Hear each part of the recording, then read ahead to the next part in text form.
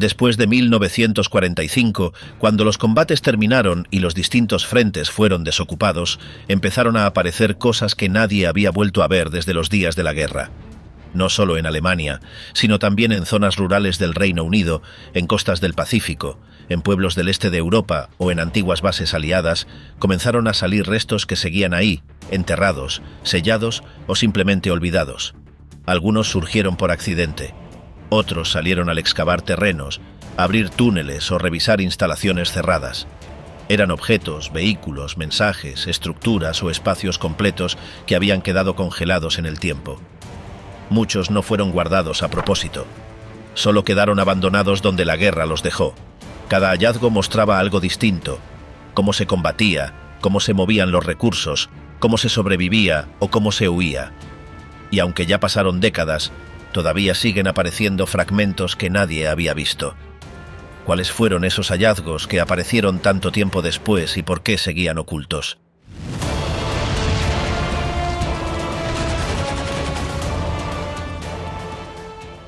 Cuando empezaron a cavar bajo lo que hoy funciona como una escuela en Vilna, nadie pensaba que ahí abajo podía seguir escondido algo tan antiguo y tan cargado de historia. Pero al remover la tierra, aparecieron restos enterrados desde hace décadas. Lo que los arqueólogos encontraron era parte de la gran sinagoga de Vilna, un templo enorme que fue destruido durante la ocupación nazi. Ahí, bajo el suelo, seguían en pie las bases del mikve, algunas piezas del mobiliario, utensilios de estudio y fragmentos de objetos usados por la comunidad judía. Vilna, en su momento, fue una ciudad con una de las mayores concentraciones de población judía en toda Europa. Le decían la Jerusalén del Norte, y no era exageración, pero en 1941, cuando entraron las tropas alemanas, todo cambió. La ciudad fue tomada, las familias fueron sacadas de sus casas y los templos fueron atacados. Decenas de miles de personas fueron asesinadas o llevadas a campos, y la sinagoga, que había sido un punto central en la vida del barrio, quedó en ruinas. Después, con la entrada de los soviéticos, lo que quedaba del lugar fue arrasado por completo. En su lugar se construyó una escuela. El terreno fue nivelado y ya nadie volvió a hablar de lo que había ahí. Durante muchos años, nadie pensó que quedara algo debajo, pero las excavaciones recientes demostraron que no todo se había perdido. Los arqueólogos, al abrir el suelo, encontraron restos que no habían sido tocados desde los años 40. Las piezas, a pesar del tiempo, seguían en buen estado, como si alguien las hubiera escondido a propósito. Por la forma en que estaban colocadas, parecía que durante los ataques alguien había querido salvar lo que podía y lo enterró a toda prisa. No se trataba de reliquias cualquiera, sino de partes reales del día a día de una comunidad que ya no existía. Para los investigadores, lo que había ahí no era solo ruinas, era prueba física de una cultura arrasada. Este hallazgo devolvió visibilidad a algo que muchos ya daban por olvidado. En otra parte de Europa, a varios cientos de kilómetros de ahí, otro descubrimiento se dio de forma casual. En una base aérea en los Países Bajos, un equipo del museo estaba limpiando uno de los cráteres de bomba que aún quedaban marcados desde los combates. Lo que al principio parecía solo un hueco entre tantos otros, terminó siendo mucho más. Mientras removían escombros, empezaron a asomar partes metálicas y después de unas horas se dieron cuenta de que habían encontrado restos de un avión. Pero no era un avión común. Se trataba de un Messerschmitt Me-262, el primer caza a reacción que voló en combate, desarrollado por los alemanes en los últimos años de la guerra. El avión estaba enterrado bajo capas de tierra, como si lo hubieran escondido a propósito. Lo más sorprendente era el estado en que se encontraba. Aunque tenía daños visibles, se podían ver claramente los cañones montados en la parte delantera, el parabrisas de cristal grueso y hasta fragmentos de las alas que conservaban su forma. La forma en que había sido cubierto hacía pensar que no fue producto de un accidente, sino una decisión intencional. Tal vez, al ver que la guerra se perdía, alguien optó por enterrar el avión antes de que fuera tomado por los aliados. El Me-262 fue una de las apuestas más fuertes del régimen nazi por cambiar el rumbo del conflicto. Su velocidad y diseño lo hacían muy superior a los cazas de hélice tradicionales. Sin embargo, llegó demasiado tarde y nunca pudo ser fabricado ni usado en la cantidad suficiente como para marcar diferencia. Lo que volvió especial este hallazgo fue que por primera vez se podía ver un ejemplar casi completo en el mismo lugar donde había sido dejado. No era una réplica ni una pieza de museo traída desde otro país. Era el avión original, tal cual como quedó en los últimos días de la guerra. Desde su recuperación, se convirtió en una muestra directa de cómo la tecnología, incluso la más avanzada, no basta cuando el tiempo se acaba. En el otro extremo del continente, una historia muy distinta se venía contando desde hacía décadas. Según algunos veteranos británicos, al final de la guerra, una gran cantidad de aviones Spitfire había sido enterrada en Birmania, lo que hoy es Myanmar. La versión decía que esos aviones, nuevos y sin usar, fueron enviados como parte de una operación, pero que al terminar el conflicto y sin forma de traerlos de vuelta, los enterraron bajo tierra para evitar que cayeran en manos enemigas o fueran abandonados a la intemperie. Durante años la historia quedó en rumores. Se hablaba de pistas cubiertas, de cajas selladas y de testimonios que decían haber visto los aviones antes de que fueran cubiertos por tierra y cemento. Pero nada estaba confirmado, hasta que un cazador de aviones históricos británico decidió tomarse el tema en serio. Viajó varias veces al país, entrevistó a testigos locales, estudió los mapas de la época y comparó registros militares. Logró incluso que el primer ministro de su país apoyara el proyecto de excavación. Se reunió dinero, se armó un equipo con arqueólogos y se eligió el punto exacto donde, según la historia, estaban enterrados los Spitfire. Las expectativas eran enormes. Si era verdad, estarían recuperando aviones nuevos, encerrados en cajas selladas, guardados como una cápsula del tiempo militar. Pero después de semanas de trabajo, no encontraron ni un solo avión. Las mediciones del terreno mostraban que algo había sido removido o alterado en ese lugar, pero no había restos claros. Para muchos, fue la prueba de que la historia era falsa. Para otros, el hecho de que el terreno estuviera alterado indicaba que tal vez alguien ya había sacado los aviones mucho antes. Lo cierto es que, a pesar del esfuerzo, no hubo hallazgo. Pero el intento no fue en vano.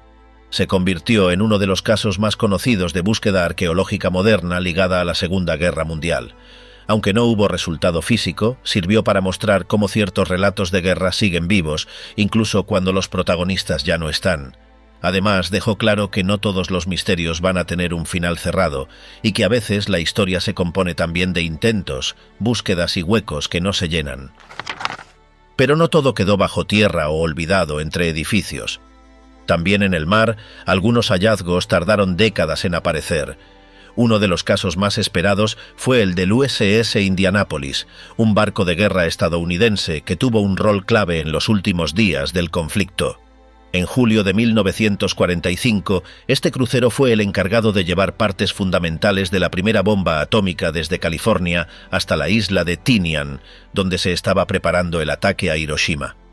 Fue una misión secreta, rápida y sin escolta. Después de completar la entrega, el barco siguió su camino, pero en medio del Pacífico fue atacado por un submarino japonés. El impacto fue directo y hundió la nave en apenas 12 minutos. De los más de 1.100 hombres que iban a bordo, solo sobrevivieron 316. Los demás murieron por heridas, por deshidratación o por ataques de tiburones, mientras esperaban ayuda que tardó varios días en llegar. El hundimiento del Indianápolis fue uno de los peores desastres navales en la historia de la Marina de Estados Unidos. Por mucho tiempo, no se supo dónde había quedado. El sitio exacto del naufragio se mantuvo desconocido durante más de 70 años. Recién en 2017, un equipo de exploración privada logró dar con los restos a casi 6.000 metros de profundidad. El barco estaba casi entero, apoyado sobre el fondo marino.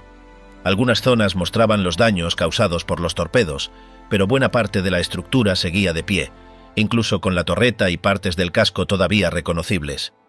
Este hallazgo no solo cerró uno de los capítulos más dolorosos para los marinos que sobrevivieron, sino que también dio acceso a imágenes detalladas de cómo quedó una nave que había sido parte de uno de los momentos más delicados de la guerra.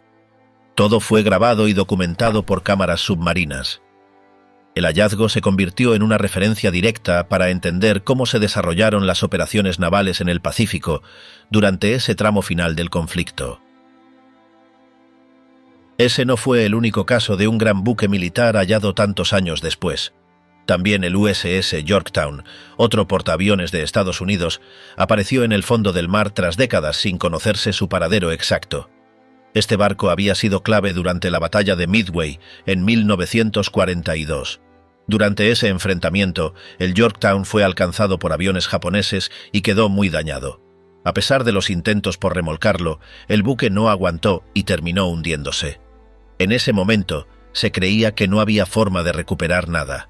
Lo único que se sabía era que había quedado en algún punto del océano, sin marcas claras. Pasaron más de 50 años sin señales. En 1998, el oceanógrafo, que también había encontrado los restos del Titanic y del acorazado Bismarck, dirigió una expedición que logró localizarlo. Estaba a más de 4.000 metros bajo el agua. Cuando las cámaras lo mostraron por primera vez, quedó claro que el barco había resistido como una cápsula sellada. El casco estaba intacto, las marcas del nombre eran visibles y los equipos internos, aunque oxidados, seguían en su sitio. Incluso la pintura era reconocible. El Yorktown fue uno de los primeros casos donde se pudo estudiar con tanto detalle un barco hundido de esa época. Gracias a su estado, se convirtió en una especie de museo submarino que mostraba cómo era la vida a bordo durante esos combates. A diferencia de otros naufragios que quedaron destrozados por explosiones, este conservaba una forma clara, como si todavía pudiera ser recorrido por dentro. El hallazgo también sirvió para mejorar las técnicas de búsqueda en aguas profundas. El equipo que trabajó en esa misión luego aplicó esos mismos métodos para otros casos. Pero sobre todo, permitió confirmar que buena parte de la historia naval de la guerra seguía bajo el agua, esperando ser encontrada. Los restos del Yorktown ahora son vigilados como patrimonio sumergido, sin planes de recuperación física, pero con acceso restringido para misiones científicas. Así, lo que había sido una pérdida quedó transformado en un punto de referencia visual sobre lo que pasó en uno de los frentes más decisivos del conflicto. No todos los descubrimientos vinieron del fondo del mar. En algunas casas antiguas de Inglaterra todavía pueden salir a la luz rastros pequeños, pero potentes, de lo que fue la guerra en el día a día. En Surrey, al sur del país, un hombre decidió restaurar una chimenea en su casa de campo. Al limpiarla por dentro se topó con ramas, cenizas viejas y algo más. Entre los restos encontró el cuerpo seco de una paloma. No parecía algo fuera de lo común, hasta que notó que tenía atada una cápsula en la pata. Al abrirla, apareció un papel muy fino, enrollado, con un mensaje escrito a mano. No estaba en inglés, ni en texto simple, era un mensaje cifrado. El hombre lo entregó a las autoridades y luego llegó a los especialistas de Bletchley Park, el centro donde durante la guerra se habían descifrado los códigos alemanes. Tras revisar el contenido, se confirmó que era un mensaje militar, encriptado con el sistema usado por la máquina Enigma. No se pudo descifrar del todo, pero los expertos aseguraron que se trataba de un comunicado enviado desde territorio ocupado por los alemanes hacia los mandos británicos. La paloma, al parecer, había sido soltada para cruzar el canal y llevar el mensaje. Pero por algún motivo, en vez de llegar a destino, bajó hasta esa chimenea y quedó atrapada. Murió ahí, con el mensaje aún en su pierna. Lo que hace tan único este hallazgo no es solo la historia que hay detrás, sino el hecho de que el mensaje se mantuvo intacto más de 70 años, oculto en un lugar tan cotidiano. Durante la guerra, se usaron más de 250.000 palomas como parte del sistema de comunicaciones. Eran rápidas, podían volar largas distancias y no podían ser rastreadas por los sistemas de radio del enemigo. Eran enviadas con mensajes clave, muchas veces en momentos donde no había otra forma de contacto. Este caso demostró que, incluso hoy, todavía puede aparecer una pieza original de ese sistema y con un contenido que no había sido visto por nadie desde el día en que fue escrito. El mensaje, aunque breve, mostraba una estructura militar real y estaba hecho para ser leído por oficiales que sabían descifrar ese tipo de código. Que haya estado todos esos años en una casa común sin que nadie lo notara, hace que este hallazgo sea uno de los más raros relacionados con la red de comunicación secreta de la Segunda Guerra Mundial. Así como los objetos enterrados y los barcos hundidos siguen saliendo a la luz, también los fragmentos de papel, los animales usados en combate y las herramientas más simples siguen apareciendo donde menos se espera. La guerra dejó marcas visibles en ciudades, pero también escondió historias entre ladrillos, techos, mares y chimeneas. Y aunque el conflicto terminó hace más de 7 décadas, todavía hay mensajes que estaban esperando a ser encontrados y misiones que se cerraron solo cuando alguien las volvió a leer. Lo que pasó con la paloma y su mensaje oculto en una chimenea no fue una excepción. En muchos lugares del Reino Unido todavía aparecen rastros directos de lo que fue vivir la guerra desde dentro.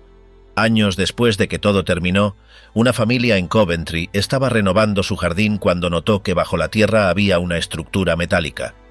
No era una simple tapa oxidada. Al remover el suelo con cuidado, apareció la entrada a un refugio antiaéreo familiar que había estado oculto desde los años 40. Era uno de esos búnkeres improvisados que se construían en los patios traseros durante los bombardeos alemanes. Pero este no estaba vacío. Dentro había bancos, cables viejos, botellas, latas, cajas de herramientas, restos de linternas y hasta documentos. Los dueños actuales de la casa nunca supieron que eso estaba ahí. Cuando bajaron, se dieron cuenta de que no era solo un refugio, parecía una cápsula del tiempo. Todo lo que había quedado adentro estaba prácticamente intacto, protegido por la tierra y la estructura sellada. Incluso encontraron juguetes de madera y una radio portátil de la época. El aire tenía ese olor cerrado de algo que no se abre en décadas, pero nada estaba podrido ni quemado. La familia decidió no vaciarlo, sino conservarlo como estaba. Con el tiempo los medios lo llamaron el refugio congelado en el tiempo. Lo especial de este hallazgo no era solo lo que tenía, sino que mostraba cómo vivía la gente común en esos días. No era un puesto militar ni un escondite oficial, era un búnker casero, armado para protegerse de las bombas que caían desde el cielo. Cada objeto ahí adentro contaba cómo se preparaban para algo que podía pasar en cualquier momento. Las latas sin abrir, las mantas enrolladas, las lámparas de repuesto, todo estaba ahí como si alguien fuera a volver esa noche. Pero nadie volvió. El refugio fue tapado y olvidado. Que haya reaparecido así, sin haber sido tocado por nadie, convirtió a este hallazgo en uno de los más completos sobre la vida civil durante los bombardeos. Mientras eso pasaba en una casa cualquiera, en otra parte del continente también surgían sorpresas que nadie esperaba. Cerca de un pueblo checo se encontraron piezas de un vehículo militar raro que no figuraba en los registros habituales. Se trataba de un tractor semioruga del ejército alemán, conocido como SDPKFZ 251. A simple vista, parecía un híbrido entre camión y tanque, con ruedas al frente y orugas detrás. Lo curioso es que no era un modelo común. Se fabricaron muy pocos durante la guerra y la mayoría fueron usados como vehículos de carga, remolque o lanzacohetes móviles. El que apareció estaba enterrado parcialmente, pero con la estructura casi completa. A pesar de estar oxidado, se distinguían las formas del motor, el sistema de suspensión y la torreta superior. Al revisarlo, los especialistas confirmaron que era uno de los modelos armados con lanzadores múltiples, lo que lo volvía todavía más raro. Se cree que este tipo de vehículo fue usado en zonas boscosas, donde los caminos eran malos y se necesitaba movilidad rápida. El hallazgo fue confirmado por expertos en blindados, que identificaron los restos por el chasis y el número de fabricación. Los restos fueron trasladados a un taller donde se inició su restauración, no para volver a hacerlo funcionar, sino para conservar su forma. El tractor SDKFZ 251 se había usado sobre todo entre 1943 y 1945, pero muchos fueron destruidos o abandonados en el retroceso alemán. Este, en cambio, estaba completo. Incluso quedaban marcas de pintura en los laterales. Lo que sorprendió a los investigadores fue que nadie lo hubiera descubierto antes. Estaba en una zona rural, no muy lejos de un antiguo camino militar, pero durante décadas nadie lo había notado. El hallazgo también dio pistas sobre las rutas que usaron algunas unidades para retirarse hacia el interior. A partir de este descubrimiento, se rastrearon otros puntos cercanos donde podían haber quedado más restos. Aunque no todos los tractores SDKFZ 251 eran iguales, este modelo era de los más escasos, y su estado lo convirtió en una pieza de alto valor documental. Mostraba cómo se adaptaba la maquinaria militar a terrenos difíciles y cómo ciertos prototipos se usaban en situaciones muy específicas, lejos de los frentes principales. No muy lejos de esa zona, en las colinas boscosas de Turingia, Alemania, hubo otro hallazgo que llamó la atención por su tamaño y misterio. Se trataba de un sistema de túneles conocido como Mittelberg. Por años, los servicios de inteligencia aliados habían sospechado que ahí se escondía algo importante. Cuando lograron entrar en 1945, encontraron una red de pasadizos subterráneos con cámaras, techos reforzados, estructuras a medio terminar y equipos pesados. Lo raro era que nadie sabía con certeza para qué se había hecho. Algunos decían que era un búnker de última hora para Hitler y su círculo. Otros creían que era una fábrica de armamento oculta. Lo cierto es que las construcciones estaban bien hechas, con acceso por escotillas, ventilación, paredes tratadas y puertas blindadas. Nada estaba completo, pero todo indicaba que el trabajo había sido hecho con prisa. En los documentos que se encontraron no había planos claros. Muchos informes eran vagos o contradictorios. Los oficiales capturados tampoco dieron datos precisos. Los pasillos conectaban con zonas donde solo había pilotes, salas vacías y estructuras sin terminar. Algunos fragmentos de papel sugerían que ahí se estaba intentando montar una planta experimental, pero no se encontró maquinaria funcional. El lugar quedó marcado por la sospecha de que pudo haber tenido un uso nuclear, aunque nunca se confirmó. Con el tiempo, se volvió una zona restringida. Parte de los túneles colapsaron y otros fueron sellados. Los que lograron entrar después descubrieron marcas en las paredes, restos de materiales de construcción y algunos mecanismos. No había señales de que se hubiera vivido ahí, pero sí que se trabajó sin descanso. Mittelberg quedó como uno de los últimos proyectos sin resolver del régimen nazi, un complejo que absorbió recursos y mano de obra hasta los últimos días, pero que nunca llegó a estar operativo.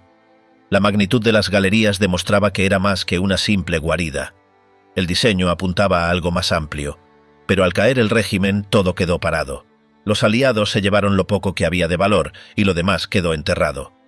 Desde entonces, el sitio ha sido revisado varias veces, pero sin que se llegue a una conclusión clara. Algunos lo ven como el intento final de construir un centro de comando alternativo, otros piensan que era solo una distracción, una forma de gastar recursos para mantener la ilusión de resistencia. Lo único cierto es que Mittelberg existió, fue excavado con velocidad, y quedó como una de las estructuras más enigmáticas de la última etapa del conflicto. Los túneles de Mittelberg no fueron los únicos construidos a contrarreloj en los últimos meses del régimen. En otro punto de Alemania, al sur de Baja Sajonia, los aliados descubrieron otro sistema subterráneo igual de impactante, aunque con un propósito mucho más claro. En plena cordillera de Harz, entre bosques espesos y caminos poco transitados, se hallaron instalaciones bajo tierra donde se había fabricado armamento pesado durante la etapa final de la guerra. La idea era evitar los bombardeos constantes de los aliados escondiendo la producción bajo montañas sólidas. Al entrar en esas galerías, se encontraron con maquinaria aún en posición, rieles, restos de vagones, herramientas y señales de trabajo forzado. Las fábricas estaban conectadas por pasajes largos, con paredes reforzadas y techos altos para permitir el paso de piezas grandes. A diferencia de otros lugares que apenas se habían empezado a excavar, aquí la producción había funcionado de verdad. Se hallaron partes de proyectiles, paneles de control, motores desmontados y piezas metálicas ya etiquetadas. Los ingenieros aliados que inspeccionaron el lugar confirmaron que la fábrica había estado activa hasta muy poco antes de la llegada de las tropas. La instalación era tan grande que no se pudo recorrer por completo en una sola jornada. A lo largo de varios días se fueron abriendo puertas cerradas, pasillos bloqueados y salas que seguían llenas de herramientas. Se confirmó también que ahí habían trabajado prisioneros, muchos de ellos en condiciones extremas. Las marcas en las paredes, los colchones improvisados y los recipientes de agua vacíos daban pistas de la vida forzada que se llevaba ahí adentro. Se trataba de una red subterránea con líneas de producción escondidas que habían fabricado componentes para tanques, misiles y aviones. Era la respuesta del régimen a la ofensiva aérea aliada. Mover todo lo posible bajo tierra, al costo que fuera. Tras el hallazgo, varias de estas fábricas fueron selladas, mientras que otras quedaron abiertas para inspección militar. El tamaño del complejo en Harz, sumado a su nivel de actividad real, lo convirtieron en uno de los ejemplos más evidentes de cómo la guerra se trasladó al subsuelo en su fase final. Más al oeste, en la ciudad de Frankfurt, los soldados aliados encontraron algo diferente, pero igual de impactante. Mientras revisaban las instalaciones bancarias que habían sido tomadas por el régimen, descubrieron bóvedas ocultas con contenido que no aparecía en ningún inventario oficial. No eran lingotes ni documentos financieros. Lo que había dentro eran joyas, relojes, anillos de boda, dentaduras de oro, monedas antiguas y objetos personales claramente sacados a la fuerza de familias judías. Muchas de las piezas llevaban nombres grabados, fechas o inscripciones religiosas. Estaban organizadas en cajas, numeradas y guardadas en compartimientos protegidos por cerraduras especiales. Lo que más llamó la atención fue la cantidad. No eran unos cuantos objetos, era una colección sistemática, extensa, acumulada a lo largo de años. Todo apuntaba a que estos bienes habían sido confiscados durante las deportaciones y luego almacenados en secreto, posiblemente con la intención de usarlos como respaldo económico. Había piezas de alto valor, pero también objetos comunes que solo tenían sentido si se pensaba en una red de saqueo masivo. Tras su hallazgo, se empezó un proceso para catalogar cada ítem, buscando cruzarlo con listas de víctimas. Algunos objetos pudieron ser devueltos a las familias sobrevivientes, pero la mayoría nunca pudo ser reclamada. El hallazgo sirvió como prueba física directa del saqueo sistemático operado por el régimen nazi. No se trataba de pillaje individual, sino de una política estructurada. Quitar todo lo que tuviera valor a quienes eran perseguidos, clasificarlo y esconderlo como si fuera propiedad del Estado. En el mismo edificio también se encontraron documentos con nombres, fechas y firmas de los funcionarios responsables de esas operaciones. La existencia de estas bóvedas no solo confirmó los relatos de quienes habían logrado salir de Alemania con vida, sino que dio a los investigadores evidencia concreta para rastrear otras redes similares en otras ciudades. A partir de lo que se encontró en Frankfurt, se empezaron a revisar archivos en otras regiones y se descubrió que muchas piezas habían sido movidas a Suiza, Austria o escondidas en propiedades privadas. Pero lo que apareció en esas bóvedas fue uno de los conjuntos más amplios, intactos y directos del saqueo organizado que acompañó al exterminio. A varios kilómetros de ahí, en la costa del mar Báltico, otro lugar seguía atrayendo atención por una razón distinta. En la isla de Usedom, al norte de Alemania, se encontraba lo que durante la guerra había sido uno de los centros más avanzados de desarrollo militar, Peenemünde. En ese complejo, bajo dirección del ingeniero Wernher von Braun, se diseñaron y probaron los cohetes Kuo-1 y Wue-2, las primeras armas balísticas automáticas de largo alcance. El lugar funcionó como base de pruebas y centro de ensamblaje. Aunque los aliados bombardearon la zona en varias ocasiones, muchos restos sobrevivieron. Décadas después, empezaron a salir a la luz estructuras soterradas, túneles de transporte, rieles usados para mover los misiles y pedazos reales de los cohetes lanzados. Algunos estaban en piezas grandes, otros reducidos a fragmentos, pero todos con marcas visibles del modelo, número de serie y fecha de producción. También se encontraron planos, apuntes técnicos, uniformes de los operarios y fotografías de los lanzamientos. Lo que hacía único a este lugar era que había sido el primer paso hacia lo que luego sería la tecnología espacial moderna. La diferencia era que en ese momento los cohetes se usaban para atacar ciudades. Londres, Amberes y otras zonas fueron golpeadas por los Quintue-2 en la fase final de la guerra. No hacían ruido al caer, no podían ser interceptados, y dejaron miles de muertos. El hallazgo de estos restos sirvió para entender cómo había sido el proceso de fabricación, qué materiales se usaban y cómo se organizaban los turnos de trabajo. En muchos casos, los que armaban los cohetes eran prisioneros, obligados a trabajar en condiciones extremas. Peenemünde era más que una base.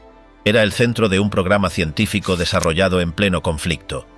Hoy, parte del lugar se conserva como museo, pero muchas de sus áreas siguen cerradas al público. Las estructuras halladas recientemente mostraron pasadizos que no figuraban en los planos originales, lo que indica que hubo partes del proyecto que nunca fueron reveladas del todo. Los restos de los misiles, al ser analizados, dieron detalles exactos de su funcionamiento. Las marcas de combustión, los sistemas de estabilización y las válvulas eran más avanzadas de lo que se pensaba. Este hallazgo no solo dio contexto técnico al terror que provocaban estas armas, sino que también sirvió para entender cómo la carrera por el poder tecnológico ya estaba en marcha desde antes de que terminara la guerra. Lo que se inició en Peenemünde terminó años más tarde en el desarrollo de cohetes espaciales, pero durante ese periodo, cada pieza hallada apuntaba a una sola cosa: se estaba fabricando tecnología de otro nivel en medio del conflicto más destructivo del siglo. Cada uno de estos hallazgos permitió ver lo que la guerra dejó atrás sin ser contado.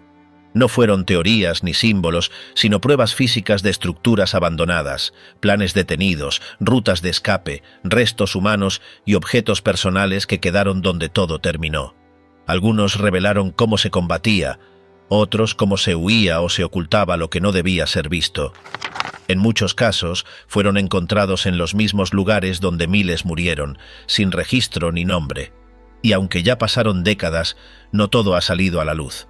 Todavía hay túneles sin abrir, cajas sin desenterrar, piezas enterradas, documentos perdidos y espacios que nadie ha tocado desde 1945. Lo que ya se encontró sirve para entender lo que pasó. Lo que falta sigue esperando bajo tierra, en el agua o donde la guerra lo dejó.